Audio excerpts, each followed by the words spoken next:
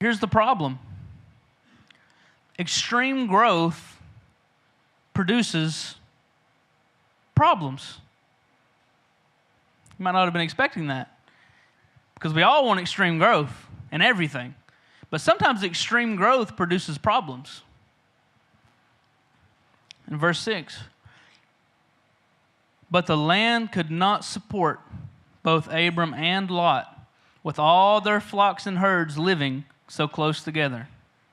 So disputes broke out between the herdsmen of Abram and Lot.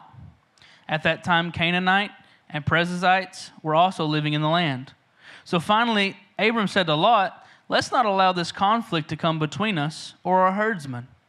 After all, we are close relatives. I'm sure many of us in here today have faced some kind of issue between close relatives. It's common. It's normal. It's natural. And if you haven't, make sure you highlight this part of the Bible so you can go back and reference this wisdom, because it's going to come up in your life. Abram realized that in this moment, these disputes aren't worth the destruction of a relationship, which was pretty profound. But what Abram is actually about to do next is extremely profound. Verse 9, the whole countryside is open to you.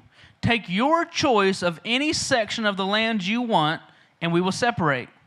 If you want the land to the left, then I'll take the land on the right. If you prefer the land on the right, then I'll go to the left.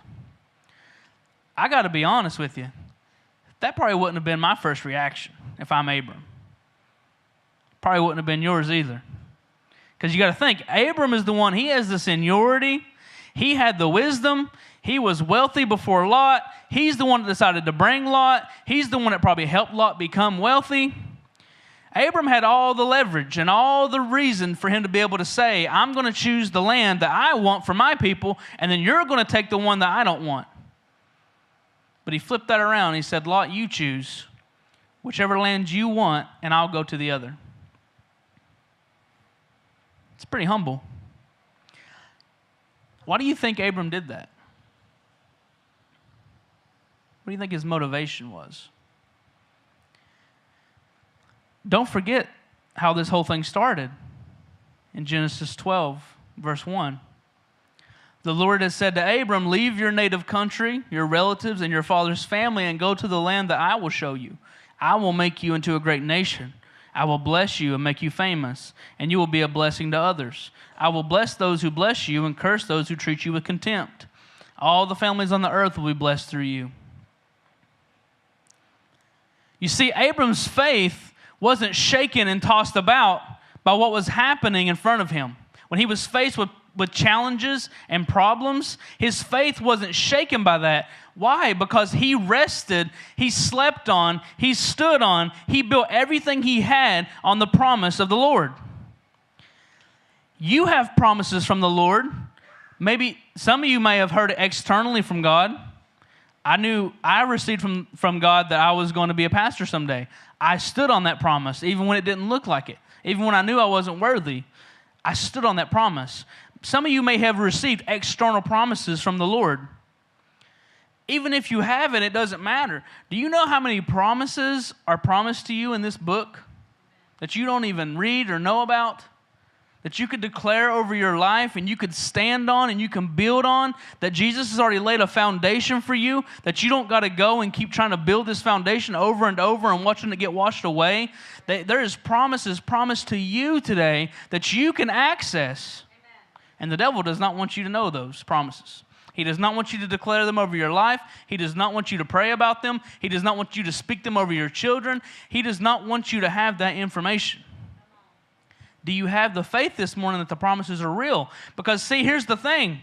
When challenges come, which we know are going to happen, tribulation is going to come. We are going to be challenged in our faith. It's going to happen. How do you react when that happens? Because see, Abram was faced with a challenge, a large challenge, and he wasn't shaken. In fact, he was empowered, and he said, Lot, you choose. I don't need to be in control of this. God has already promised me that all these promises are going to happen in my life, and I believe them, that they are going to come to fruition, so it really doesn't matter which land you put me in. That's the mentality you need to have today. It doesn't matter which land you wind up in. It doesn't matter what car you drive. It doesn't matter how big your house is. It doesn't matter how many zeros are on your paycheck. If the Lord has promised you today eternal things, that's what you stand on. That's what you rest on. He tells you He's going to bring you to the promised land. You need to stand on that today. It doesn't matter what your external life looks like. It doesn't matter how things seem. It doesn't matter what your logic says. I'm telling you this morning to stand on faith. That's why Abraham was known as the father of faith.